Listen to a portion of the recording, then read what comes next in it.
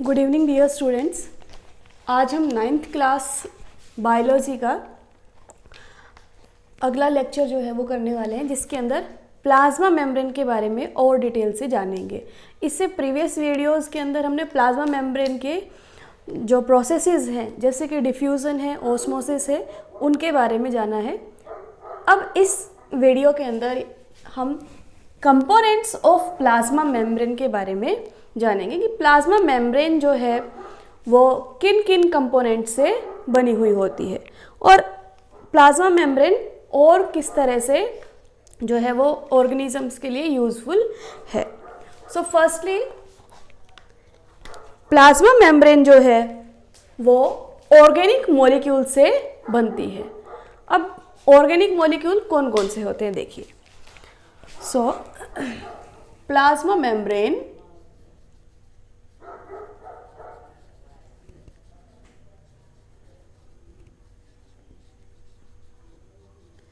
is made up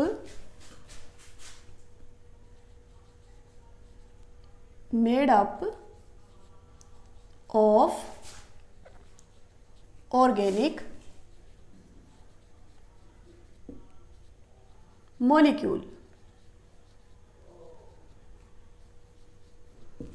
अब organic molecules क्या हैं देखिए, जिन मॉलिक्यूल्स की कंस्ट्रक्शन जो है, जिनकी फॉर्मेशन जो है कार्बन एंड हाइड्रोजन बॉन्ड से होती है, उन्हीं को ही हम केमिकल ऑर्गेनिक मॉलिक्यूल्स कह देते हैं। तो इन्हीं ऑर्गेनिक मॉलिक्यूल्स से जो है प्लाज्मा मेम्ब्रेन बनती है। अब इनके एक बार नाम देख लेते हैं कौन कौन से हैं ये। नंबर 1 लिपिड्स, उसके बाद प्रोटीन्स,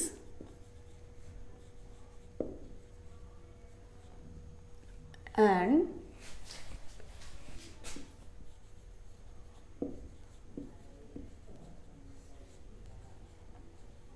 कार्बोहाइड्रेट्स।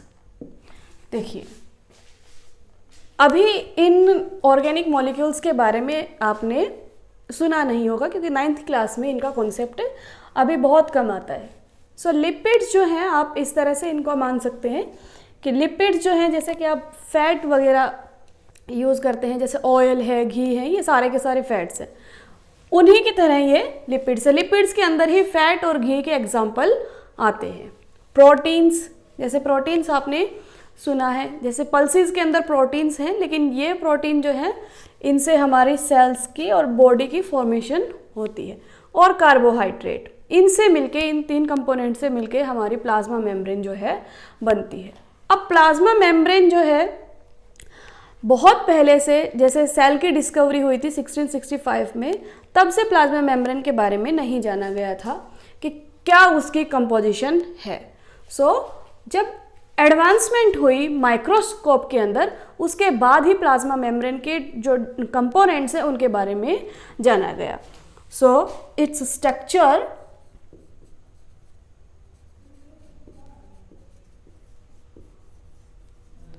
कैन बी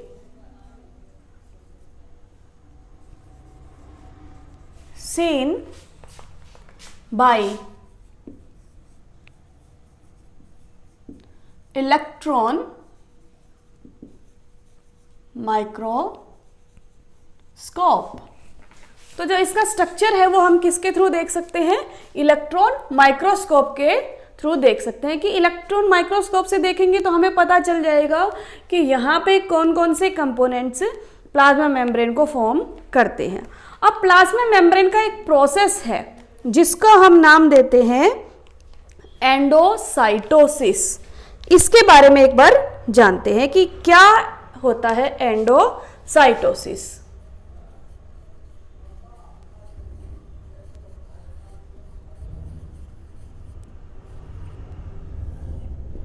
देखिए, यहाँ पे एंडोसाइटोसिस जो है 2 वर्ड से बना है, एंडो प्लस साइटोसिस।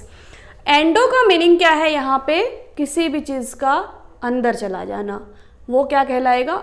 एंडो। या अंदर की कोई भी चीज़ होगी तो उसको कहा जाएगा एंडो। इसी तरह से एक्सो होता है, एक्सो के मतलब क्या है? बाहर की तरफ जाना। एंडो का मतलब इनसाइड आना। साइटोसिस सेल के, साइटो का मतलब होता है सेल से लिया जाता है साइटो, जैसे कि साइटोलॉजी स्टडी ऑफ सेल, इस तरह से साइटोसिस। तो सेल क्या होती है, वो उसकी प्लाज्मा मेम्ब्रेन जो है वो इनसाइड आ जाती है, उसी को ही हम क्या कहते हैं, एंडोसाइटोसिस। एक बार इसकी डेफिनेशन देखते हैं क्या है एंडोसाइटोसिस। ड्यू टू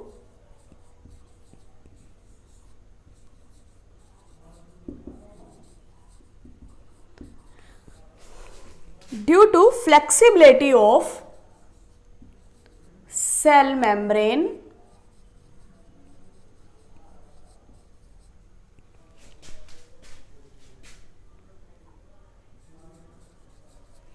यहां सेल मेम्ब्रेन भी कह सकते हैं आप इसको, और प्लाज्मा मेम्ब्रेन भी कह सकते हैं, सिनोनिम है दोनों के दोनों। Cell membrane enables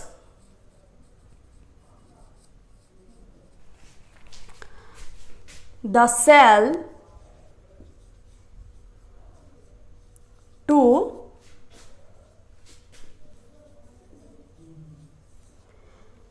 engulf in food। engulf का मतलब क्या होता है, वैसे तो निगलना होता है, अंदर ले जाना। engulf in the food and other material।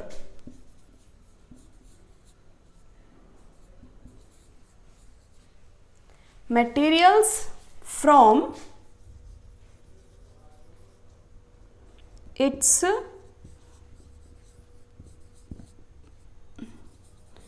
external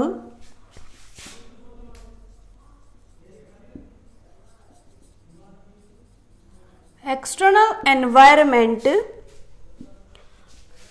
सो क्या कहा गया, ड्यू टू फ्लेक्सिबिलिटी।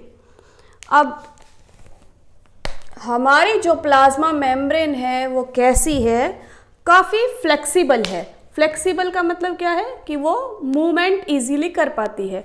जैसे कि यहाँ पे ये पेज है, तो ये इस तरह से किधर भी किसी भी डायरेक्शन में हम इसको मोड़ सकते हैं, तो ये क्या कहलाएगा, फ्लेक्सिबल है। जैसे कि मेरे पास ये एक मास्क है, तो हमने इसको किसी भी तरह से मोड़ दिया है, ये क्या है, फ्लेक्सिबल। अगर ये रिजिड होता तो ये मोड़ा नहीं जा सकता था, जैसे कि ये है, जैसे इसको हम इस तरह से यूँ मोड़ नहीं सकते, या कोई भी स्टिक होती है, सो जैसे कि ये है, इसको हम इस तरह से यूँ मोड़ नहीं सकते, तो ये नॉन फ्लेक्सिबल है। सो यहाँ पे प्लाज्मा मेम्ब्रेन जो है वो क्या है, फ्लेक्सिबल है। इसी फ्लेक्सिबिलिटी की वजह से एंडोसाइटोसिस हो सकती है। अगर ये फ्लेक्सिबल नहीं होती तो एंडोसाइटोसिस भी इसके अंदर, प्लाज्मा मेम्ब्रेन के अंदर पॉसिबल नहीं थी। सो यहाँ पे फ्लेक्सिबिलिटी है किसकी, सेल मेम्ब्रेन की या प्लाज्मा मेम्ब्रेन की।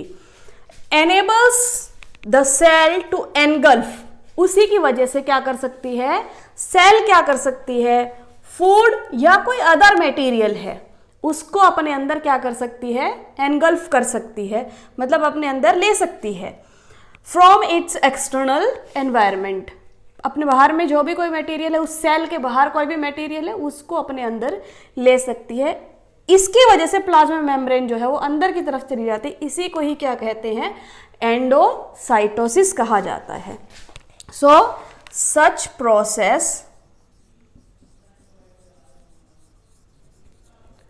is known as endocytosis.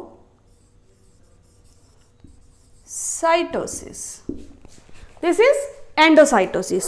अब हम इसके लिए एक डायग्राम बना सकते हैं कि एंडोसाइटोसिस किस तरह से काम करते हैं। जैसे इसके लिए हम एग्जाम्पल ले लेते हैं, किसका एग्जाम्पल लेते हैं, बहुत सिंपल एग्जाम्पल है जो कि आपको हमेशा याद रहेगा, पहले भी इसके बारे में बात हो चुकी है, इस ऑर्गेनिज्म के बारे में। सिंगल सेल है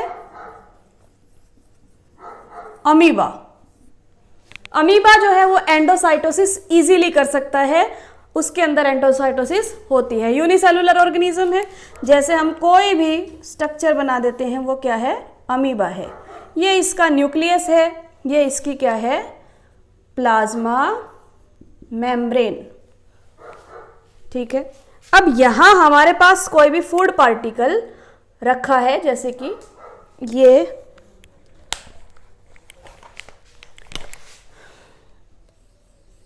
इस तरह से कोई भी ये फूड पार्टिकल रखा है, तो अमीबा क्या करेगा, इस फूड पार्टिकल के लिए अपनी शेप्स को चेंज करेगा।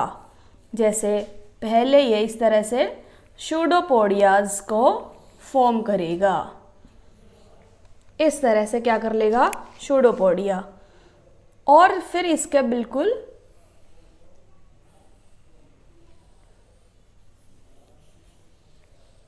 ये इस तरह से ये जो है, अब ये देखिए इस तरह थी प्लाज्मा मेम्ब्रेन, अब प्लाज्मा मेम्ब्रेन जो है यहां से वो इनसाइड चली गई है, काफी ज्यादा एक डीप जो है यहाँ पे, इसको आप बिल्कुल ऐसे स्ट्रेट भी बना सकते हो इस तरह से। तो ये जो प्लाज्मा मेम्ब्रेन है इस फूड पार्टिकल की वजह से, जैसे ही इसने अमीबा ने फूड पार्टिकल को ऑब्जर्व किया यहाँ पे, तो ये क्या करेगी कि ये जो प्लाज्मा मेम्ब्रेन है ये इस तरह से मुड़ जाएगी, और जैसे जैसे इसके फूड पार्टिकल के करीब आ जाएगी तो ये क्या करेगी, बिल्कुल अपने आप के अंदर इसको क्या कर लेगी, बंद कर लेगी। अगले स्टेप पे ये बिल्कुल इस तरह से हो जाएगी क्लोज, और फूड पार्टिकल बिल्कुल इसके अंदर आ जाएगा। तो ये क्या, प्लाज्मा मेम्ब्रेन की क्या हो गई, इनफोल्डिंग हो गई अंदर की तरफ। इसी तरह से एक्सोसाइटोसिस होती है, उसमें बाहर की तरफ जो है वो मेम्ब्रेन चली जाती है, लेकिन वो अभी हमारे सिलेबस में है नहीं। सो ये एंडोसाइटोसिस है, एग्जाम्पल है अमीबा। ठीक है, अब इस टॉपिक के खत्म हो जाने के बाद ये प्लाज्मा मेम्ब्रेन का जो टॉपिक है वो कंप्लीट हो जाता है, और इसके अंदर अब कुछ जैसे एनसीईआरटी में एक टॉपिक के खत्म होने के बाद उसके इन टेक्स्ट क्वेश्चंस दिए गए होते हैं टेक्स्ट में, वो करने बहुत ज़रूरी हैं बच्चों, और ये क्वेश्चंस जो है वो बहुत इंपॉर्टेंट है एग्जाम पॉइंट ऑफ व्यू से। सो ये क्वेश्चन देखिए, 2 क्वेश्चंस दिए गए इन टेक्स्ट में यहाँ पे। पहला क्वेश्चन क्या कहता है कि how do substance like CO2 and water move in and out of cell, discuss, कि किस तरह से सेल के अंदर सब्सटेंस जैसे कि कौन, जैसे कि CO2 एंड वाटर मूव हो सकते हैं, सेल के अंदर आ सकते हैं और सेल के बाहर जा सकते हैं, उसका आपने डिस्कस करना है कि किस तरह से ये इन एंड आउटसाइड सेल के अंदर हो सकते हैं। सो इसके बारे में भी हमने प्रीवियस वीडियोस के अंदर इंफॉर्मेशन कलेक्ट की थी कि हमने एक प्रोसेस का नाम सुना है डिफ्यूजन के बारे में। तो डिफ्यूजन के अंदर हमने सेल में देखा था कि सेल जो है वो क्या करती है, डिफ्यूजन के थ्रू गैसेस को अंदर भी ले सकती है और गैसेस को बाहर भी रिलीज कर सकती है। जैसे कंसंट्रेशन पे डिपेंड था, CO2 को इनसाइड CO2 को आउटसाइड एंड O2 को इनसाइड, क्योंकि O2 का कंसंट्रेशन सेल के बाहर ज़्यादा है, CO2 का कंसंट्रेशन सेल के अंदर ज़्यादा है। सो डिफ्यूजन जो था higher concentration to lower concentration of substance. So CO2 बाहर चली जाएगी और O2 जो है वो अंदर आ जाएगी। देखिए आंसर में क्या लिखना है, बिल्कुल एग्जैक्ट। सो इसके अंदर आपसे क्या पूछा गया है कि प्रोसेस बताइए, उस प्रोसेस का नाम क्या है। सो हम कह सकते हैं bye diffusion and osmosis. Osmosis जो है वो डिफ्यूजन का ही एक स्पेशल काइंड है। जैसे कि डिफ्यूजन जो है हमने गैसेस के अंदर और अदर लिक्विड्स के अंदर भी देखा था, तो डिफ्यूजन होगा CO2 का, वाटर जो है वो ऑस्मोसिस का रूल फॉलो कर रहा है। So osmosis, diffusion and osmosis. Substance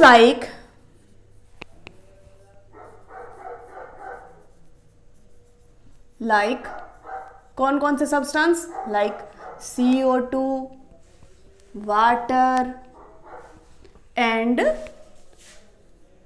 other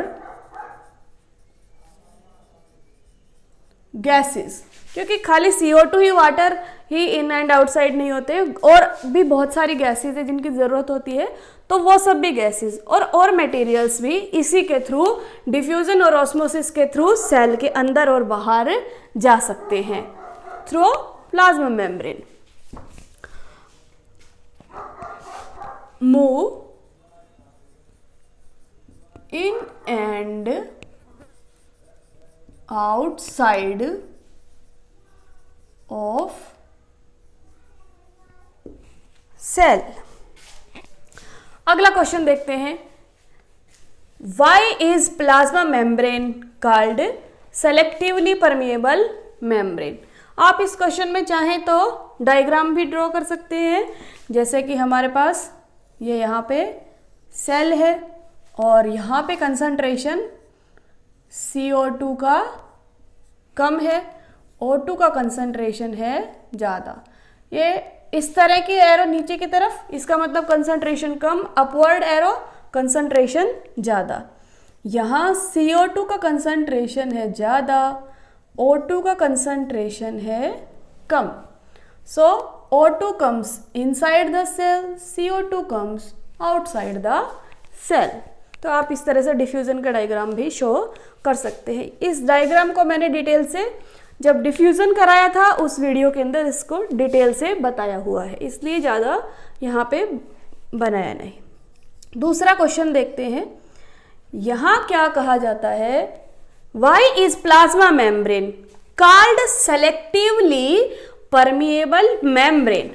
selectively कि प्लाज्मा मेम्ब्रेन जो है वो सेलेक्ट कर रही है, सेलेक्टिवली परमिएबल मेम्ब्रेन क्यों कहलाती है। परमिएबल का मतलब कि वो किन्हीं चीज़ों को अंदर आ जाने देती है और सेलेक्ट करती है कि किन को अंदर आना है, किन को अंदर नहीं आना है। तो ऐसा क्यों है, प्लाज्मा मेम्ब्रेन की ऐसी प्रॉपर्टी क्यों है।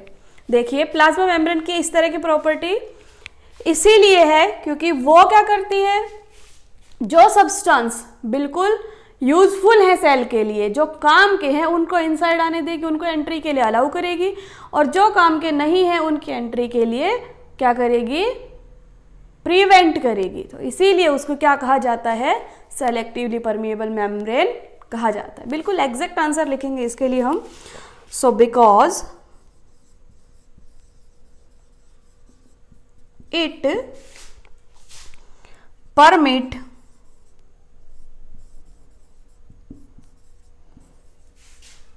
permit the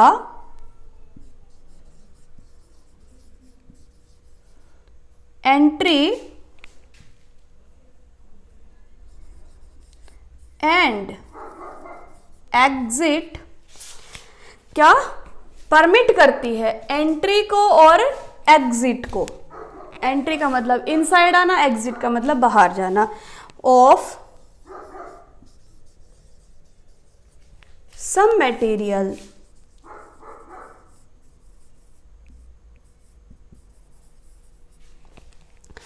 materials in and outside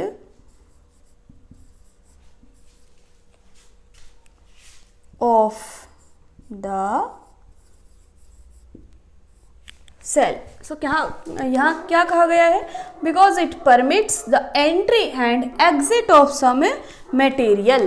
कुछ मटेरियल की एंट्री और एग्जिट को सेल मेम्ब्रेन होने देती है, अलाउ करती है, परमिट करती है, मतलब उसके पास है आने और जाने के लिए, कुछ मटेरियल्स के लिए परमिट है।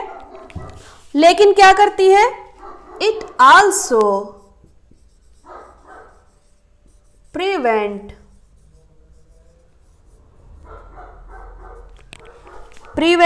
movement of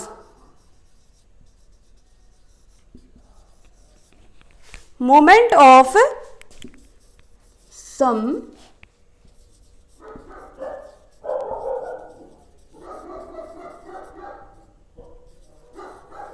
other materials।